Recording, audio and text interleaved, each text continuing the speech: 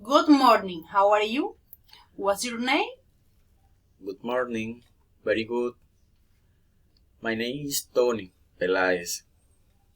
How old are you? I am 34 years old. What is your city of the birth?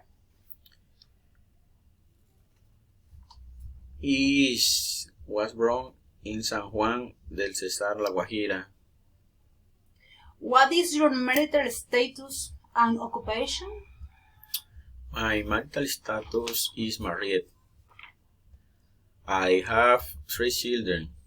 I am a student of industrial engineer at the National Open at Distance University, UNAC. I have more than 12 years working as welder. Work with a contractor company called Masa Store, which the facility of the Coal Complex Cerrejón. My feeling on housing with MIG welding process. Where did you study previously? Where did you study? I did my study at the National Learning Services, SENA. I lost my dream as the welding technical of 2004